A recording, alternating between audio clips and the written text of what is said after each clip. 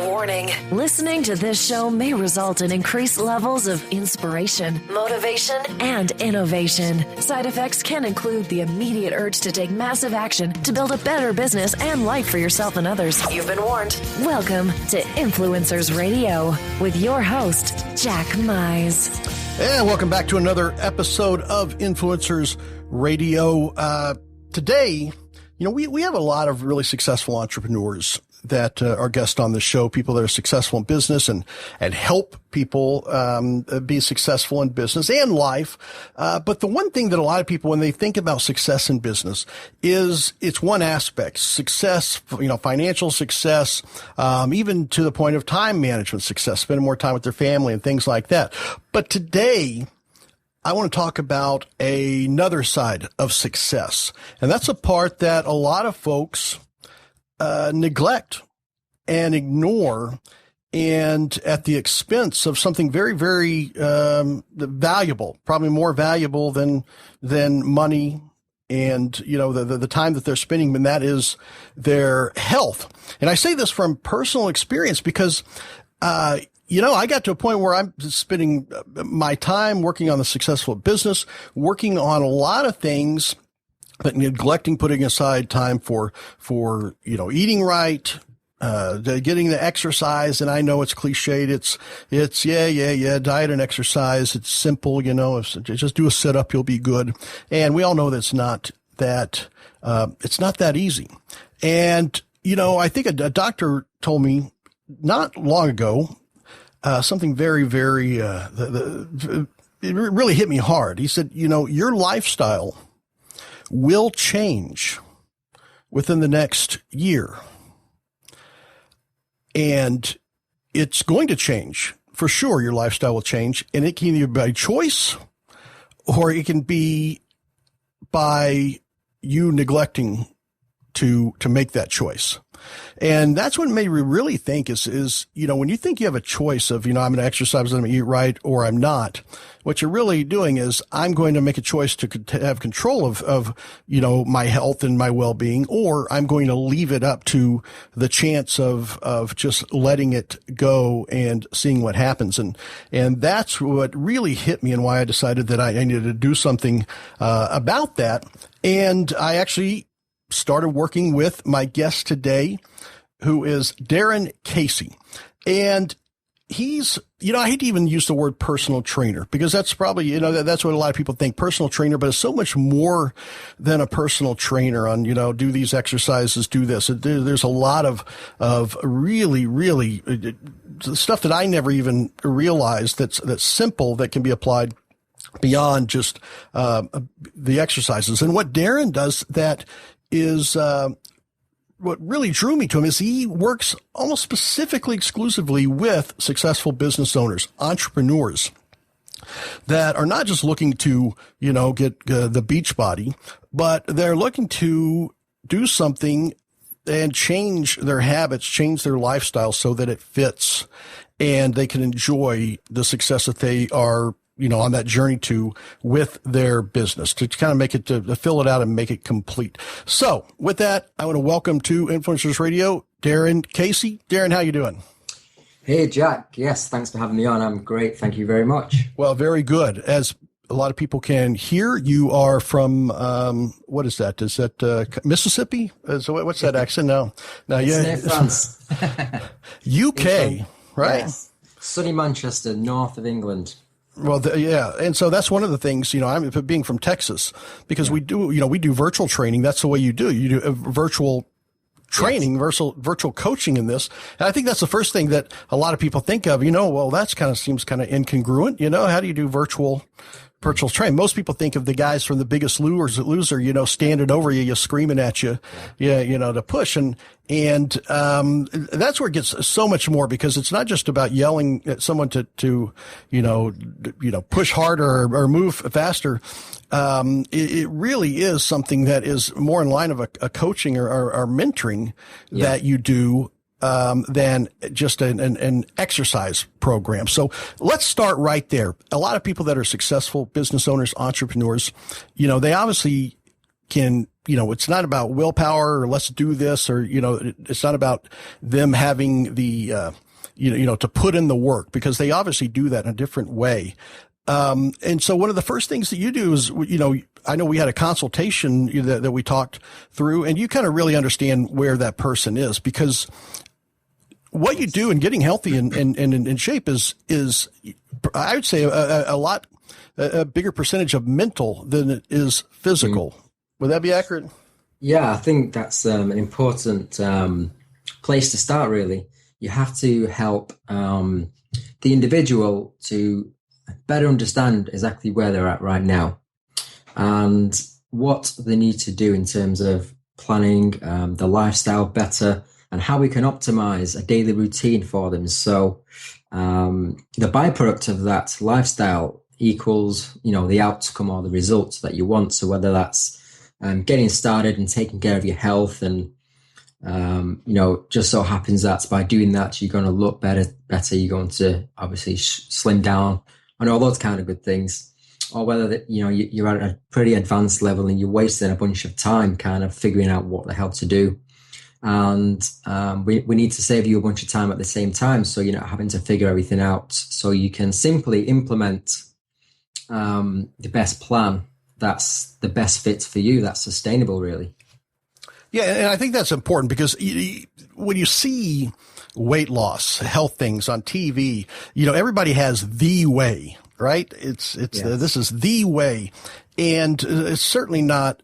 There can't be the way for everyone, because I know you have clients that are in pretty good shape and they want to, they're looking to get that body ripped. They want to have that, that magazine, look. Then there's guys like me that, I'm really faced with situations of, I have to make some decisions, about my health. And, there's guys that a lot of people, when they think of weight loss, the first thing they want to say is, I want to lose 15 pounds in 3 weeks or 4 weeks, and that's their benchmark for success. If the scale says this, then I've succeeded. And I think, one of the things that we talked about is I hate the scale. I cannot stand the scale. Yeah. And my benchmark for success is, am I going to develop habits that I'm going to be able to live with for the long term? And I know if I can develop habits that are going to stay with me for the long term, the rest is going to take care of itself. Right. So what would you do between those two types of clients you have? The guys that they're obviously fit. They can, they're eating right. They watch what they eat, and they really want to get really, take it to that. They're getting granular on their fitness, versus the guys that are like, I'm a mess. I haven't, done a setup since the 4th grade. What do I do? Yeah, that's a good question. And it's great that you raised some important key words there, which is habits, really, and something that's sustainable. So it doesn't matter if you're following the best plan in the world. If you can't stick to it, if you hate it, if you feel that, after 12 weeks, you're just going to give it up and, gain the weight back and all this kind of stuff. So like what you just reinforced there, it's got to be something that you can stick with, that we can introduce to you in like accumulative steps, really, so you're not going to be overwhelmed. So we can start off relatively simple, build some foundations that we can stick with, and then from there we can start to fine-tune things a little bit later down the line as we go. That system works well with guys who are quite close to where they want to be, and guys who are quite far from where they want to be. So that approach, sometimes it just depends on the individual's preferences as well. But the guys who want to get ripped and the guys who want to get their body to, like you said, that optimum level, the intensity levels are relative. So what is a challenge for the guy who is pretty advanced, pretty fit already?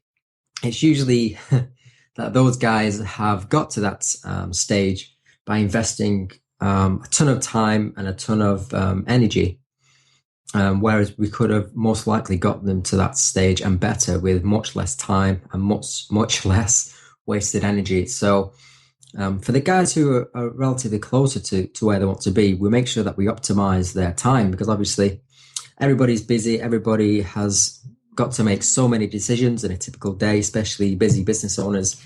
So it's nice, I think. The feedback that I've got from a lot of the guys who are at that level, the main benefit they're kind of experiencing is that saving themselves so much more time, and they're saving themselves the energy mentally, so they can refocus that back into their business or back into their family life without having to figure everything out and decide what they're going to eat and decide what they're going to train, in terms of their current plans. And a lot of it has been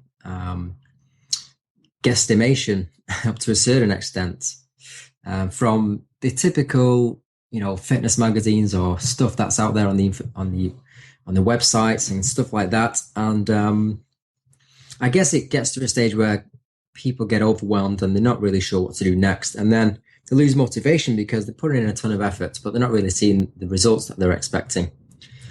So how that compares to guys who are further down the line, it's more of a case of, like you said before, the consequence of not taking action. So if they don't take action, what's the cost of not taking action now? And everybody has to be at a level, I guess, of putting in the effort, committing financially, committing with their time, and being open to actually listening to another way of doing things.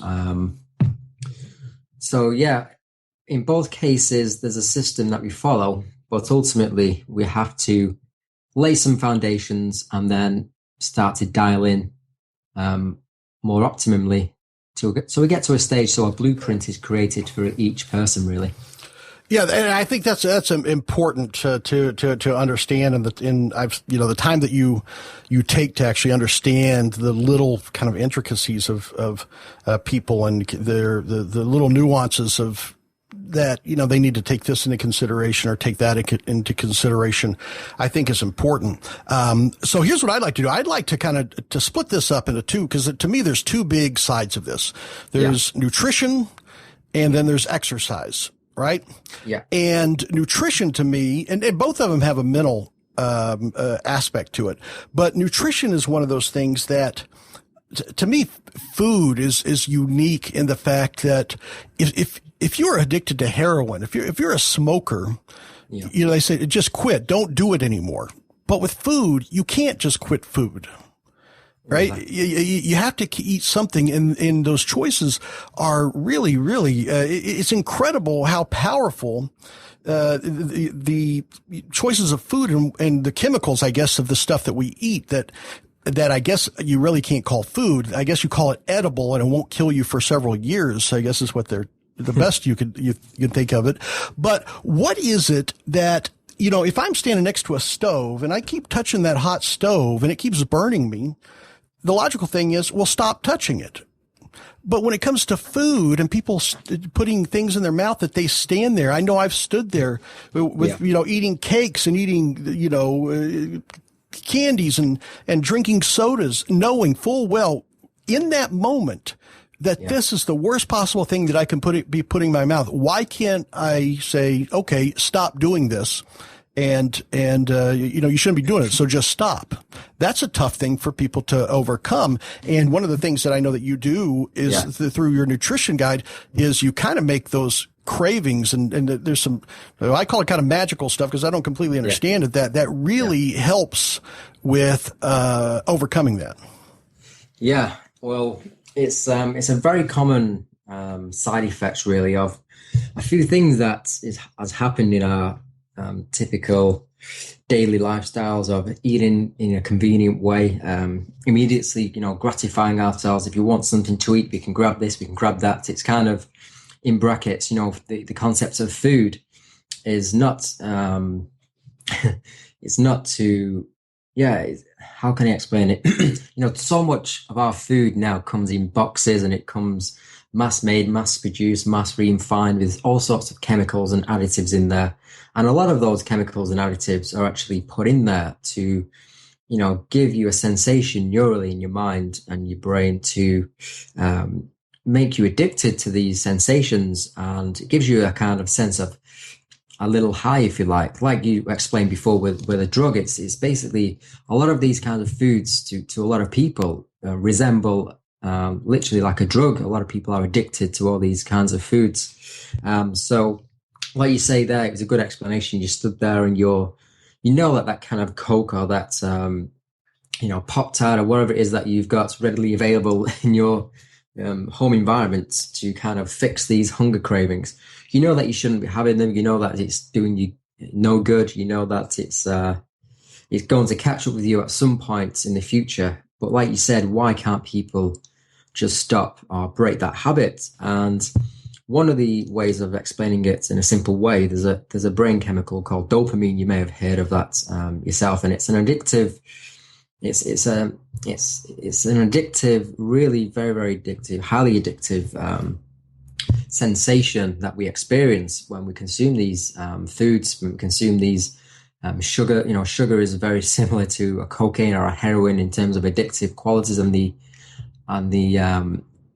side effects it has on the brain at that time. So when you start to look at things deeper into a neurological and a chemical level, we'll keep things simple for today, but when you're looking into the mind and into these chemicals and these addictive ingredients, you can start to understand a little bit better why it's not so simple just to say, let's just put this down, let's just stop eating that, because your subconscious, which is a very powerful thing, is overriding the common sense of you saying to yourself, let's just put this down. You're addicted to this sensation, this dopamine dope, if you like, this chemical, and for many people, it is it's a very hard task to number one, to be aware of that's going on, and for number two, to banish these hunger cravings, so you can manage these addictive tendencies to various foods, which is, like you say, it's so easily, so readily available, and it's not real food. It wouldn't go off for months if you just left it on your front porch. So well, that's frightening. Well, one of the things I think that was just remarkable to me that because you're very specific on not just here's what you should be, because you mentioned overwhelm earlier, and I think that's where a lot of people, they get overwhelmed because they're getting floods of information. You should eat this it's a kind of candy, but it doesn't have this in it. But to me, it's still candy. Or put all this butter in your coffee, and that'll take care of it. But one of the things that you did was very specifically, okay, here's what you're going to do. So, when I said that you're much more than a personal trainer, it's almost like a drug counselor that's getting someone off of heroin. You said, here's what you're going to do. In the morning, you're going to do this. Then you're going to do this. Then you're going to do this. And then in the evening, you're going to do this. And if you do this, you're going to see some results. So I followed that. And one of the things that was just absolutely remarkable to me was, over the course of the week, one, I didn't really miss a lot of that stuff. And when you're big on a cheat meals, having cheat meals, and it didn't take long that all of a sudden, when I did have a sip of a soda or something, it was sickeningly sweet to me. Oh yeah. And the foods that I thought that I wanted, because of, I guess, this routine that you had me in, it wasn't that I, missed a craving. They almost became, I was, revolted by the taste of them. And that's remarkable, the way that, and I guess that right there shows how the chemical, plays a big part of that in your brain. Yeah, you must have a good coach there, Jack. That's a very good explanation. But that's powerful. We're increasing your sensitivity to sugars and to various substances, if you like. So when you do have them, you are super sensitive to them. The response, you do notice the response much, much more rapidly. Whereas a lot of people are eating, let's just use sugar for an example. A lot of people are eating sugar, even without knowing. It's hidden in all sorts of foods now, especially in a lot of low-fat foods. But let's just use sugar for an example. Far too many people are eating sugar far too often, most days. The sensitivity to it is very low. Now, we can look at it in terms of the fat-storing hormones and what's called the leptin receptors, which is, keeping it simple, it's simply a way of explaining how how good your body is at sensing when this sugar or when the carbs are present in the blood. So if you can imagine that most people are very insulin resistant or not very sensitive at sensing when energy is present. So we're not dealing with this energy very, very well. And it ends up being stored as fats, of course. But then on the other side of the coin, when we start to omit these things and we start to replace these quick fix foods with foods which are releasing energy more slowly, so we're keeping the body more, or the blood sugars rather, more sustainable over the day. So we're not going through peaks and troughs and instant fixes and instant drops. So you feel these big hunger cravings coming back. Once we start to manage that, then the sugar cravings start to be alleviated pretty quickly. And then, like you said there, when you do start to reintroduce sugary foods and high energy foods back into the diet, you're much more likely to tolerate them more efficiently. And also, in terms of volume and quantities, you're probably going to have much less because like you said there, you're much more sensitive to them. Yeah. Well, I also, before we get into the exercise part, I want to make it clear on the nutrition because of the what you had. And first I was worried. I thought, oh man, yeah, a Brit, a guy from the UK is going to make a menu for me. I think, how many boiled meats am I going to have this week? And it really was, much easier. But the thing that I noticed even before the exercise part was my skin just got better, clearer, less dry. I was sleeping better. Aches and pains that I would feel when I rolled out of bed were disappearing. And a lot of that, when I would talk to you, you would say, oh, well, that's because this, and this of what we did. And in that right there, I thought this is just incredible. This is what I was looking for. Not let me, lose 10 pounds in the next week, but these habits, I can live with these habits very, very easily. But more importantly, I can live with the results of having these habits, have. Yes.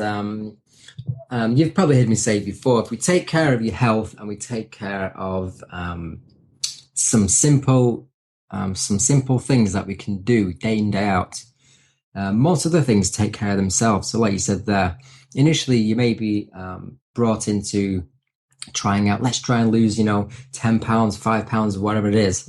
Maybe you see these adverts and you click on them and you get brought in. And then actually that's a good opportunity to educate people, right? If we can take care of your health, if we can manage your blood sugar levels better, if we can, reintroduce some whole nutritious ingredients into your daily routine, it just so happens that you're going to experience the weight loss, you're going to experience the energy increase, you're going to experience, better sleep, better sex life, all these things which some people find a bit embarrassing to talk about. These are just going to be the side effects of, taking better care of you, really. So what I try to reinforce a lot with my guys is to keep things simple and to start off with the things that are going to give you the biggest benefits that's easiest to sustain and build upon. And then once you start to feel those benefits, then you start to think, wow, look what's going, I'm experiencing these major improvements with just some small tweaks. What's going to happen next? And then guys usually start to be more interested in what to do next and they start to understand and learn how to get where they want to be, I guess, without having to, follow some diet that makes them miserable. Yeah, and I think that's what so many people have experienced over time. But I think the very purposeful way that you put that together to let people get over those cravings and even, start craving. Because one of the first things I remember I thought, I'm craving an apple. Why am I craving an apple? That's the worst thing. That if I want to sneak something in, I'm going to eat an apple, and that's way better than the Pop-Tarts that I would be doing. So you mentioned something that I think is incredibly important, and one of the things that just blew me away: simple. Simple's a big part of what you do. And I read a couple of years ago the Tim Ferriss 4-day diet, 4-hour diet, 4-hour body, whatever it is. Yeah. The whole concept of the minimum effective dose. Right. And I love that concept. And you were the first person in an exercise way that I talked to that explained it. And it blew me away that you hear people talk about it, that I could actually, it would take me 12 to 15 minutes to do I said, this is it, okay, so this is this right? Okay, so this is my warm up, right? Then I go do something else. Well, obviously after I did it a couple of times, I realized this isn't a warm up. I was completely more of a workout in 12 minutes than, what I thought I was working out when I would, go for my walks or whatever. Yeah. And that 12 minutes was so more intensity. So let's talk about the exercise. And you're not a guy that says, go to the gym, spend hours in the gym doing this and go and do all these machines and do 3 reps on this and that and that. And it's literally 12 to 15 minutes of what people start off. Do people have an issue with that? Now I was happy about it, but it also made me raise an eyebrow. But do people say that this can't possibly work? Well, yes. Most people just say the same thing to me, man. My warm up is that length of time in the gym, or it takes me 20 minutes to drive to the gym and my workout's done. So I'm like, well, exactly. It's all about using your time much more efficiently. So I'll give you like the basics on how we make this happen in 12 to 20 minutes. So what we've got to do is introduce people to a more effective way of doing things.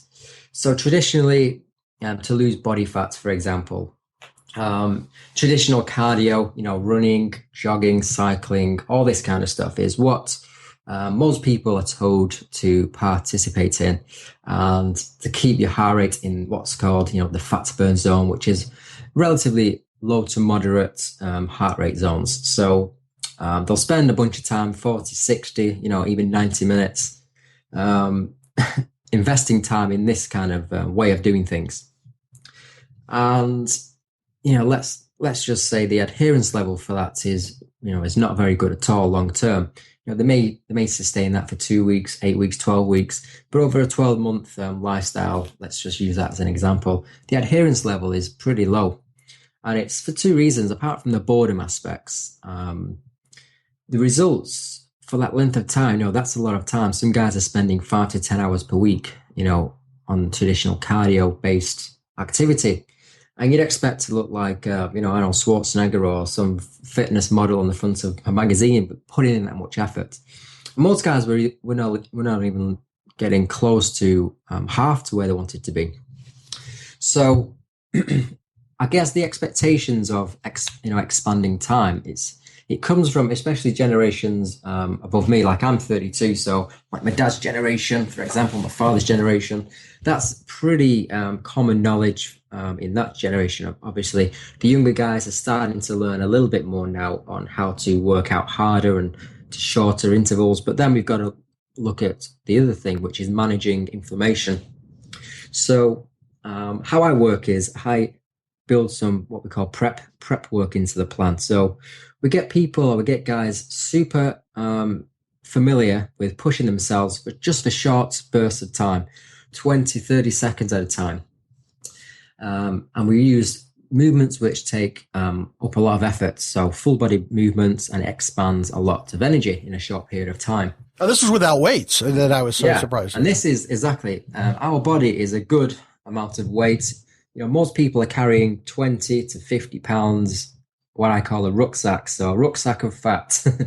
If we're 20 to 50 pounds overweight, guess what? We're going to use that weight to help us lose it. So if you imagine walking for a mile with that 20 to 50 pound rucksack off your back, I'm sure that you're going to appreciate how much more easier it is to work out without the negative effects of inflammation occurring. So we have to manage 2 things. We have to manage intensity. So we need to give you sufficient intensity. So we need to make your work sufficiently hard enough to get some progressions, of course. But then we need to manage that with enabling it to be sustainable. So we don't want, you've seen in the gym before, you've seen guys, doing nothing, like you said, since high school or nothing for the last 5 years. And then they jump in the gym or they jump into a workout schedule. They think that they can just jump straight back into doing what they used to do. And bam, they just literally abuse themselves and they can't do much for the rest of the week. They're too stiff and they say, man, screw that, I'm not doing that again. So we have to make sure that we push the individuals at their appropriate progression to manage inflammation. So they're able to complete the workouts consistently without experiencing too much of the side effects, which are inflammation. So when we push the body quite hard, inflammation occurs. Now, inflammation is can be managed with active rest and with some nice, easier activity, and with some rest days, and also with adequate nutrition.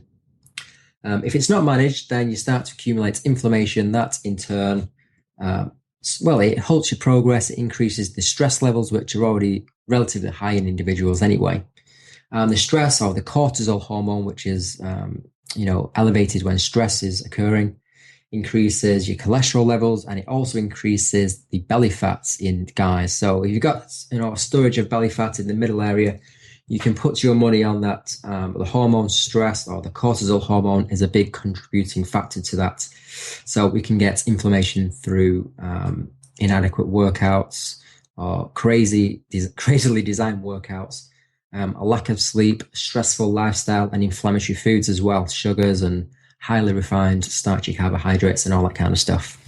Well, I think that's why it works out so well working with you, because what you just said is I don't have to let that stuff take up too much rent in my brain, because it doesn't make sense to me. But all I know is you said that's why you don't ache in the morning anymore. That's why you don't feel like you did before. That's why your skin is better than that, and that's all I wanted. The outcome to that is tremendous. Now, the other part of that with the shorter workouts is it solves a big problem. Why a lot of people neglect this is because they think, I just don't have time. Yeah, well, exactly. That's the number one reason why I created this style of working out. It's not only because it is very effective way to spend your time, of course. It just so happens that this is, even so now, with all the latest research and the results that I get in the real world, of course, it's just so happens to be the most effective way to lose excess body fat, to firm up the body, and to feel great. Like you said, you've got the energy levels, you're able to get a nice restful sleep. And then once you start to experience those things, the hormones, which are in the guys, like the growth hormones, the testosterone levels, we start to get those guys in check as well. So everything which internally, like you said, the complexity of managing cortisol, managing the stress, elevating your leptin sensitivity, which is your ability to sense when energy is present, managing certain hormones which control outcomes. You don't have to worry about that. You don't have to think, man, how do I control my testosterone levels today? Or how do I manage my blood sugar levels? Or how do I take advantage of this fats burning window when my blood sugar levels are low? So this is all the stuff which guys get overwhelmed with when they're trying to design their own plan and trying to follow the latest fad. Like you said, you just need to implement. It's all done for you, of course, every 7 days. So you just need to implement the plan. You ask me questions and how and why, and I kind of give you feedback on what's going on, and you understand it and you do it. So that way, it keeps it simple. And I think it's nice. A lot of people just like to have the confidence in that what they're going to do this week is going to be the optimum use of their time.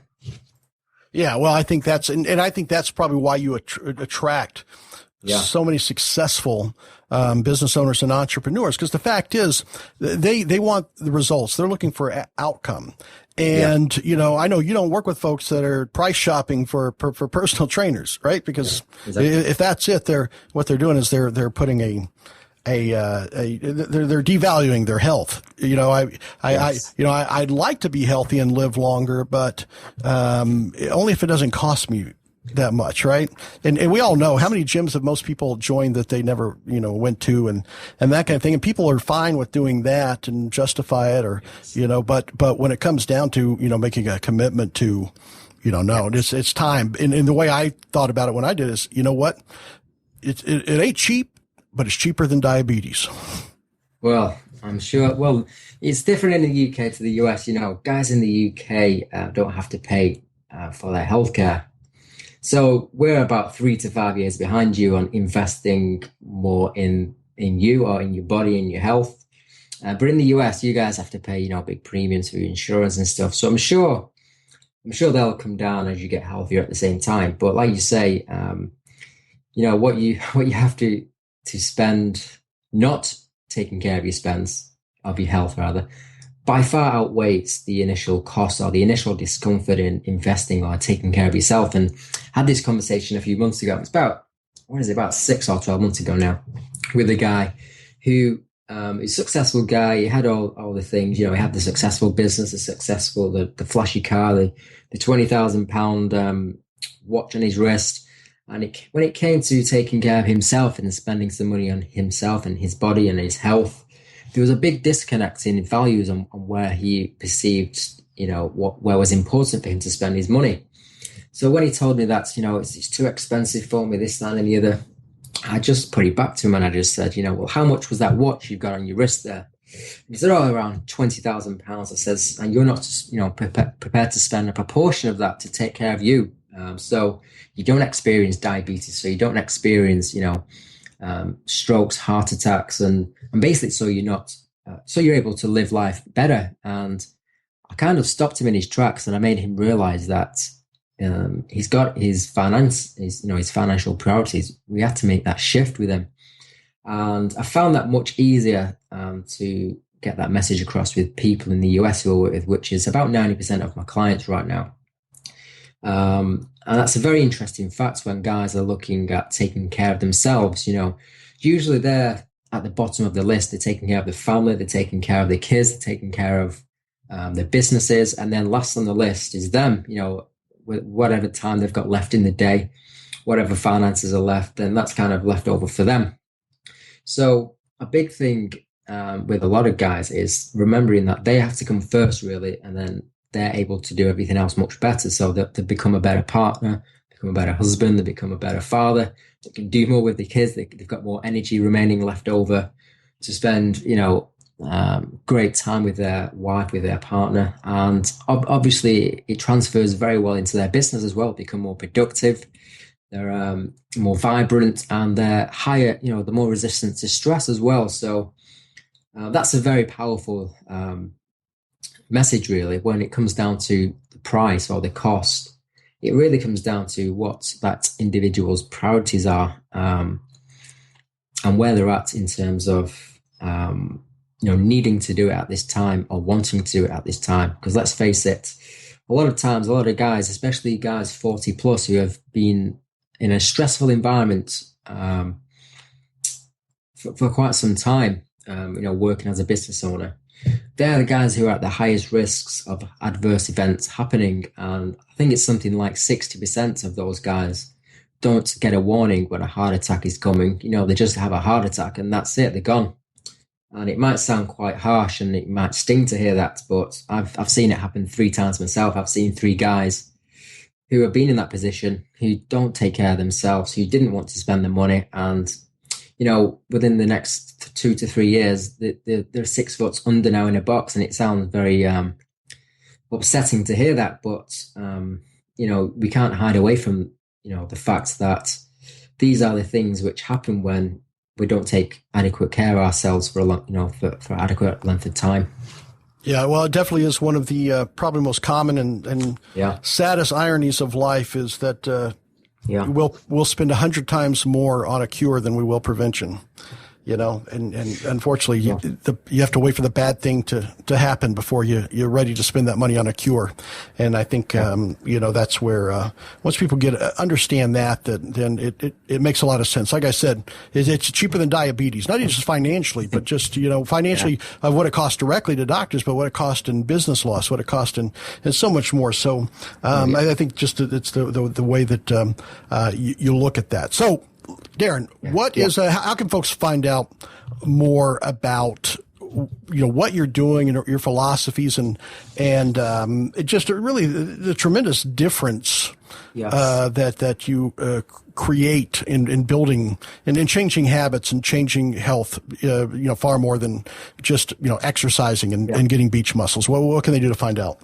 So they can head over to the website, which I'll read out now. It's Coach Darren Casey, so COACH, DarrenCasey.com. So they can whiz over to there, and there is an applications tab. If they're ready to learn more, they can fill out that form just to give me a nice insight, really, so I can learn a little bit about where people are at right now. And then from there, we will basically have a discussion, like you said before, on exactly where you are and where you want to be, and then we can kind of fill that gap for them. So that's the first place people can go to. All right, perfect. CoachDarrenCasey.com. We'll put a link there on the show post as well. Yeah. So head over there. It'd be great to hear from some of your guys who are listening to the show. And we really do spend a lot of time and a lot of energy with our guys. We only work with a limited number of people, so it's not one of these mass market things. It's literally the opportunity to learn how to create a blueprint that becomes your lifestyle for a long time. So people do really find it empowering when they start to understand a bit better on how their dream or how their outcome that they really want to get, how they can make that happen. Yeah, well, I can say, just because based on my personal experience, if you're ready to really say, this is the time. I'm really ready to do it. This isn't about pills. It's not about gimmicks. It's not about quick fixes. It's about really, making a change for the long term, and a change that is not nearly as difficult as some may have experienced or would anticipate. It really is, you owe it to yourself, especially if you're a successful business owner, entrepreneur. This really is the other side of success that is such a key, but often neglected or just completely ignored ingredients. So, Darren, you're definitely an influencer in my book, and influencing not just the people that you work with, but also you've influenced their families' ability to enjoy their company and them being around and being healthy. So, I definitely want to thank you for being on the show today. Yeah, well, it's been a pleasure having me on, Jack, so thanks very much. All right, fantastic. Folks, there you have it. Go to check out CoachDarrenCasey.com. And until next time, remember, you are the only real game changer. You've been listening to Influencers Radio. To get all past shows and updates on future shows, visit influencersradio.com today or follow us on Facebook at facebook.com/influencersradio.